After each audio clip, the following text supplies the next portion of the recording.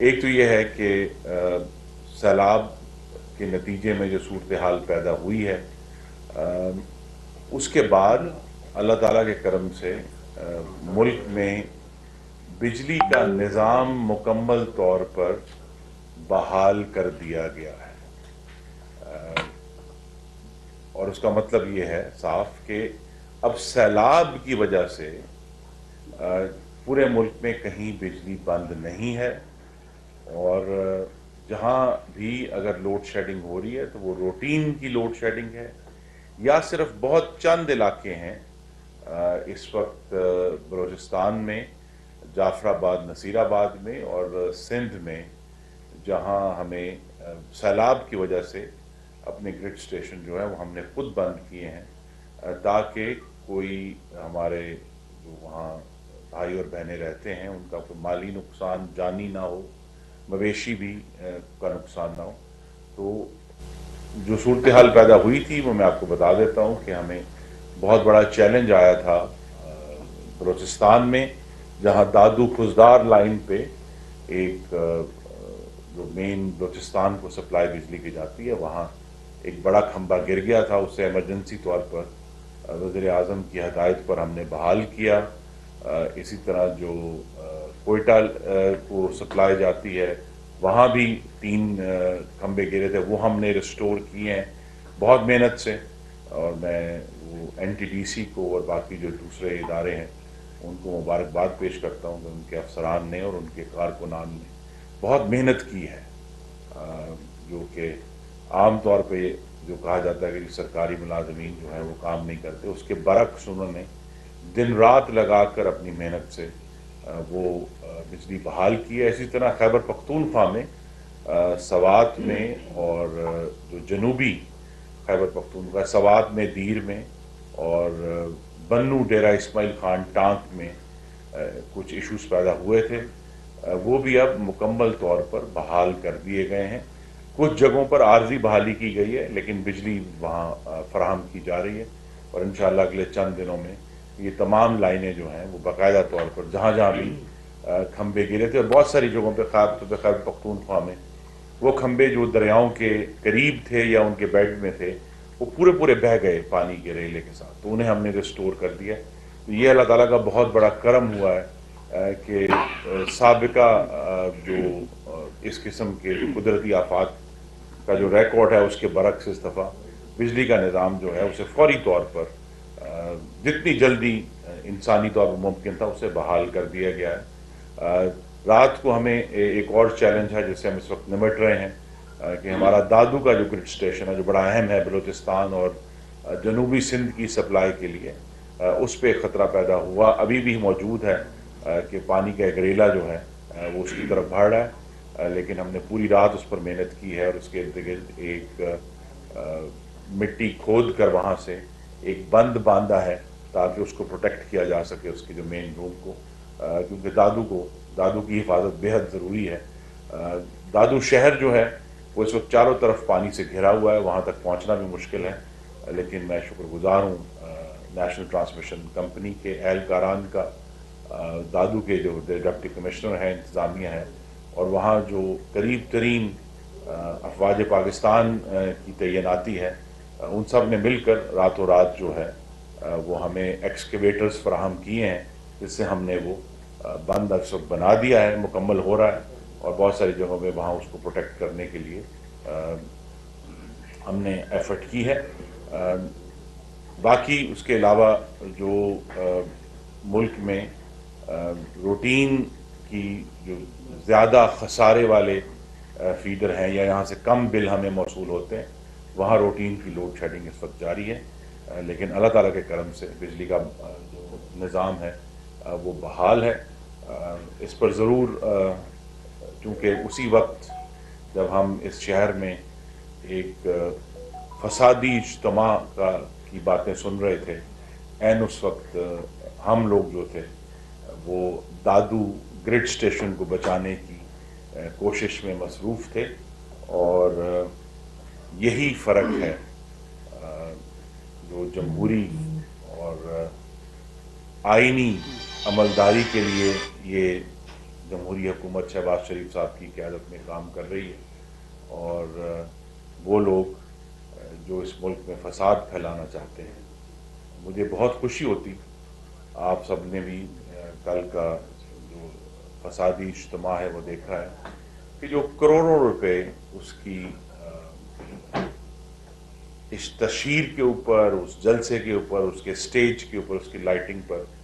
कम से कम तखमीन आए कि 10 करोड़ रुपया खर्चा है। तो काश ये 10 करोड़ रुपए सैलाब मुतासरीन के मुंह में कोई नवाला डालने के लिए इस्तेमाल होते। काश ये 10 करोड़ रुपए उन नसीराबाद बलूचिस्तान में, जाफराबाद में, दादू में, नौशहर फेरोज़ में, ख़ास तौर पे खैरपुर, नाथन शाह जो है वहाँ, ये सब इलाके हैं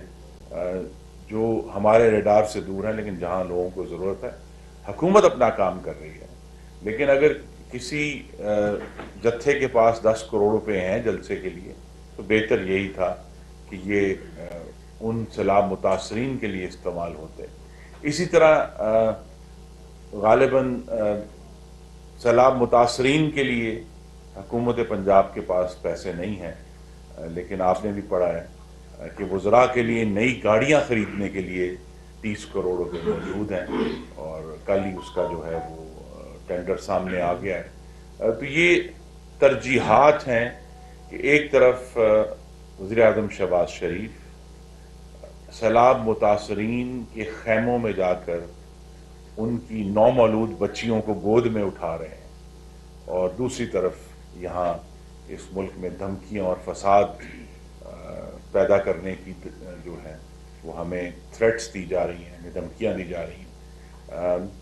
और मैं बाद में, क्योंकि उस वक्त हम मसरूफ़ थे दादू के मामले में, लेकिन बाद में जब हमने गुजरांवाला में जो फसादी तकरीर हुई, मैं तो ढूंढता ही रहा, उसमें गालिबन सैलाब का लफ्ज़ नहीं था कल कहीं भी पूरी तकरीर में। तो जहाँ 3 करोड़ 30 लाख पाकिस्तानी मुतासर हुए हैं, हमने 16 लाख घर बनाने हैं, हमने करोड़ों लोगों को राशन पहुँचाना है और हम पहुँचा रहे हैं, लेकिन जो दावेदार हैं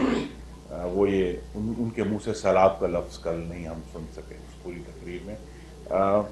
और कोई हमें बता देते कि अच्छा जी ये जो 3 करोड़ 30 लाख लोग हैं, हमें, क्योंकि इस फसादी जमात को खैरात इकट्ठा करने का भी दावा है,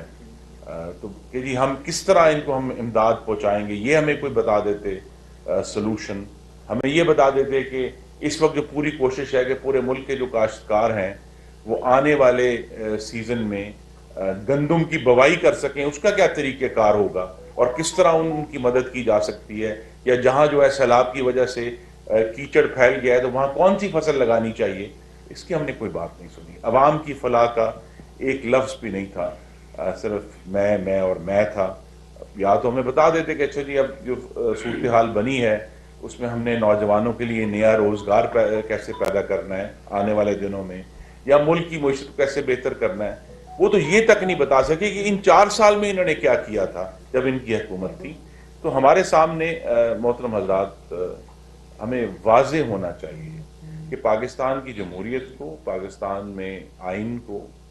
एक फिस्ताई चैलेंज का सामना है। एक फाशिस्ट जमात है जो झूठ के ज़रिए, जो तशहीर के ज़रिए पाकिस्तान के अवाम को गुमराह करके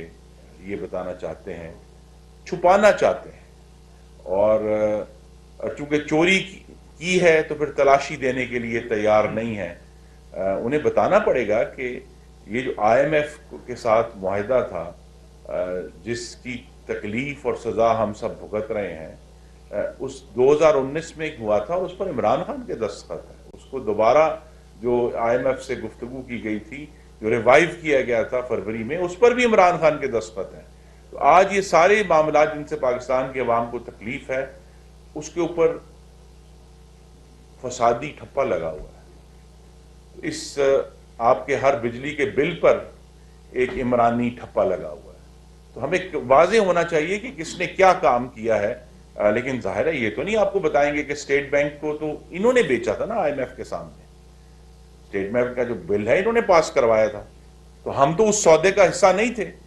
और जो सौदे इन्होंने किए हैं वो चाहे आपके सामने हैं। अभी कल खबर आई कि यूटिलिटी स्टोर में इनके दौर में 6 अरब रुपए का घपला हुआ, या कोविड फंड मोहम्मद शहबाज शरीफ ने अपने अमल से कायम की है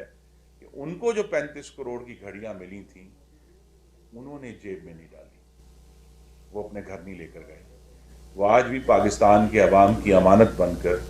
वज़ीर-ए-आज़म हाउस में मौजूद है और इंशाअल्लाह मौजूद रहेंगी। नहीं, इमरान खान साहब ने याद नहीं बताया कि जनाब जो 54 अरब रुपए इंग्लिस्तान से पाकिस्तान के अवाम को मिलने थे एक गैर कानूनी मुंतकली की वजह से, उसको इमरान खान की और उनकी काबीना ने उस पर ठप्पा लगाया था, और वो गायब हो गए हैं 54 अरब रुपए। हमें नहीं मालूम कि वो कहाँ है, हमें नहीं मालूम कि वो जो डैम फंड इकट्ठा किया था वो कहाँ है। लेकिन चूंकि इस वक्त एक वफाकी हुकूमत मौजूद है, हम ये तमाम मामलात वक्त के साथ पाकिस्तान के अवाम के सामने रखेंगे। तो गुजरांवाला में भी ये अल्लाह ताला का बड़ा करम है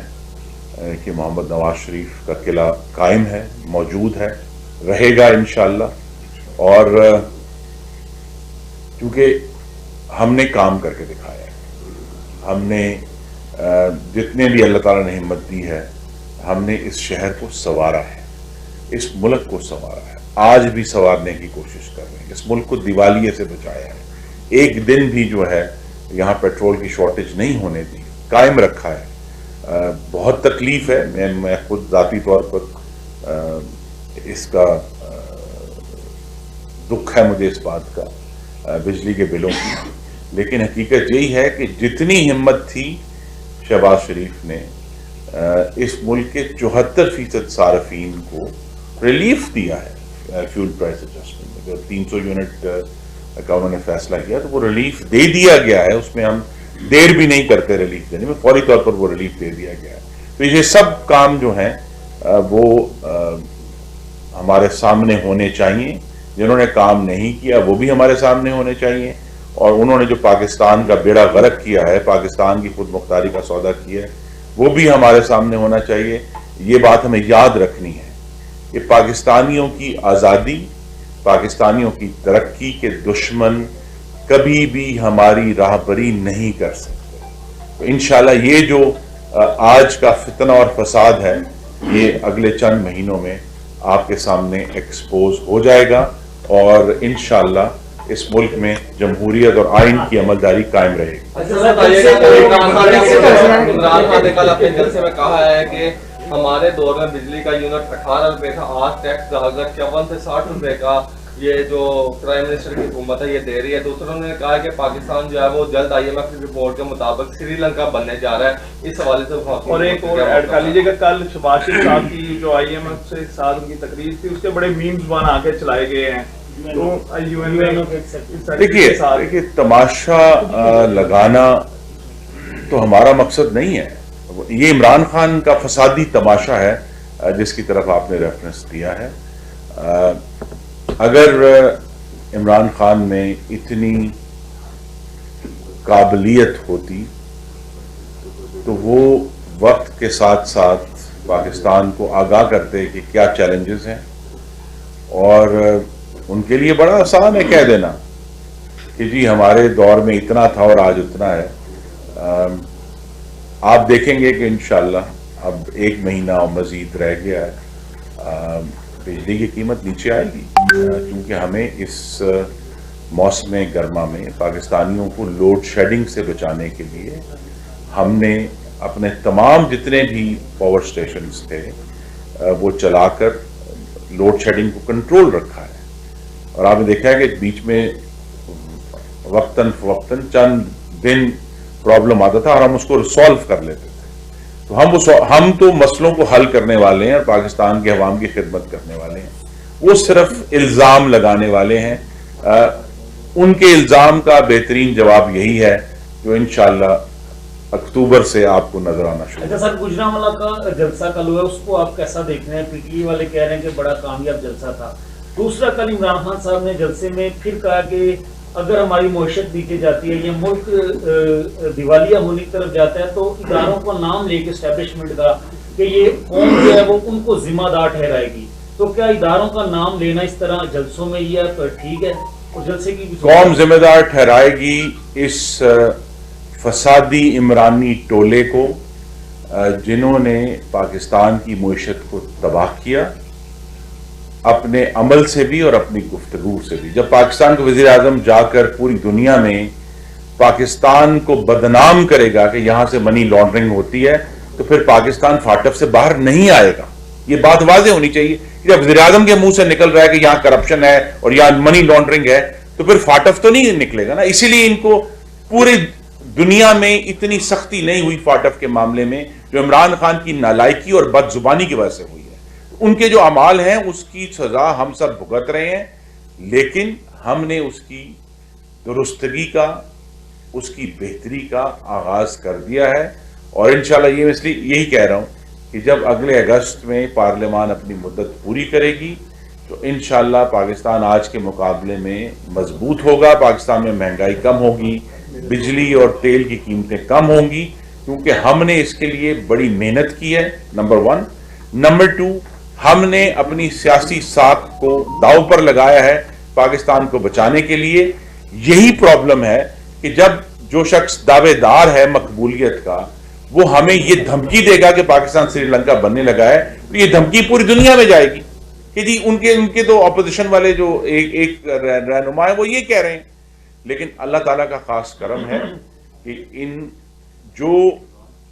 مشکل ترین وقت تھا اس سال مئی میں اور جون میں، وہ ہم نے اللہ تعالیٰ کے کرم سے گزار لیا ہے۔ اب ہم بہتری کی طرف جا رہے ہیں۔ کراچی میں 8 گھنٹے لوڈ شیڈنگ ہو رہی ہے اور سخت گرمی ہے، وہاں کے جو شہریوں گرمی سے بلبلا اٹھے ہیں، تو اس پہ کیا کہتے ہیں؟ ایک سوال ہو رہا ہے جی دیکھیے، جہاں کراچی کو ہم بہت کلوزلی واچ کرتے ہیں، میں خود بھی گیا ہوا تھا، جہاں روٹین میں اور ہمیں اس پر جو اصل کام کرنے والا ہے وہ یہ ہے، آج کل بھی پورے ملک میں جن فیڈر پر خسارہ ہے، جن فیڈر پر بلوں کی بازیابی کم ہے، وہاں لوڈ شیڈنگ ہو رہی ہے، وہ چاہے کراچی ہے، چاہے وہ بنو ہے، چاہے وہ جنوبی پنجاب ہے، قصور ہے، جہاں جہاں فیڈرز کے اوپر لاسز ہیں وہاں لوڈ شیڈنگ ہو رہی ہے۔ لیکن اصل جو چیلنج ہے ہمارے لیے وہ یہ ہے کہ ہم ان ٹیکنالوجی کے استعمال سے ان فیڈرز پر وہ پاکستانی جو بل دینا چاہتے ہیں اور بل دے رہے ہیں ان کو کس طرح بجلی پہنچائی جائے، اور جو نہیں دے رہے ان کو کس طرح اس سے محفوظ رکھا جائے، یہ ہمارا چیلنج ہے۔ اچھا سر، وزیر اعظم نے جو 300 یونٹ کا ریلیف دیا تھا، کیا وہ 1 مہینے کے لیے تھا یا اگلے مہینے جو بل آئیں گے اس میں بھی وہ ریلیف برقرار رہے گا؟ جی وہ 1 مہینے کا ریلیف تھا، اور یہ میں آپ کے تو بہت شکریہ آپ کا اپنے سوال پوچھا۔ فیول پرائس ایڈجسٹمنٹ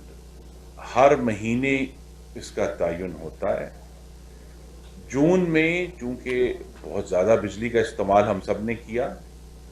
اور فیول پرائس ایڈجسٹمنٹ زیادہ آئی، جیسے ہی فیول کی پرائس کم ہوگی اور آپ کا استعمال بھی کم ہوگا، جیسے اب جولائی کے بل آ رہے ہیں تو جولائی میں جون کے مقابلے میں کم استعمال تھا اور فیول پرائس ایڈجسٹمنٹ بھی کم تھی، تو فیول پرائس ایڈجسٹمنٹ کم ہو رہی ہے، اور مجھے بہت امید ہے جس کا میں نے آپ سے ذکر بھی کیا کہ انشاءاللہ اکتوبر سے یہ بہت کم رہ جائے گی فیول پرائس ایڈجسٹمنٹ۔ وہ ہم نے جو میکینزم اب ڈیوائز کیا ہے اس کے نتیجے میں آنے والے جو مہینے ہیں اکتوبر کے بعد وہ جو فیول پرائس ایڈجسٹمنٹ نہ ہونے کے برابر ہے۔ گزشتہ آپ نے دیکھا کہ عبد الشکور شاہ اسلام آباد ہائی کورٹ گئے ہیں، وہ کہہ رہے ہیں کہ میں نے تو استعفیٰ نہیں دیا، اب 9 ارکان کے جو ڈی نوٹیفکیشن تھے وہ معطل کر دیے گئے اسلام آباد ہائی کورٹ میں۔ آپ سمجھتے ہیں کہ یہ چیئرمین کی اجازت کے بغیر ایسے کر سکتے ہیں؟ جی میں بار بار یہ کہوں گا کہ یہ تحریک جھوٹ ہے، ہر معاملے میں جھوٹ ہے، استعفے جھوٹے ہیں، وعدے جھوٹے ہیں، نعرے جھوٹے ہیں، لیڈر جھوٹا ہے، تو ان کی کسی بات پر آپ یقین نہیں کر سکتے۔ تو میں وہی بات ہے کہ وہ 10 کروڑ روپیہ خرچ کر کے ایک جتھا تو اکٹھا کر لیا ہے، لیکن اصل عمل جو ہے وہ آپ جس کی طرف آپ نے اشارہ کر دیا کہ جی اس وقت تو بڑا کہا تھا کہ ہم پارلیمنٹ سے نکل رہے ہیں اور ہم اس کا حصہ نہیں بنیں گے، وہ بھی جھوٹ تھا، کھل گیا۔ تو اللہ تعالیٰ جو ہے وہ ان کو بے نقاب کر رہا ہے، اور انشاءاللہ یہ بے نقاب ہوں گے، یہ توشہ خانہ میں بھی ہوں گے، یہ مالم جبہ میں بھی ہوں گے، یہ BRT میں بھی ہوں گے، یہ فراگوگی کیس میں بھی ہوں گے، یہ انشاءاللہ جو نیشنل کرائم ایجنسی کے 54 ارب روپے لوٹے ہیں اس قوم کے، اس میں بھی یہ بے نقاب ہوں گے انشاءاللہ۔ سر ایشیا کپ کا فائنل پاکستان سری لنکا جی ہمیں اپنے جو ہمارے کھلاڑی ہیں، ہماری ٹیم ہے، اس پر فخر ہے، اور یہ امید ہے، ان کے لیے دعا ہے، اور میری ذاتی توقع صرف یہ ہے کہ میرے لیے یہ بہت انعام ہوگا اور اللہ کرم ہوگا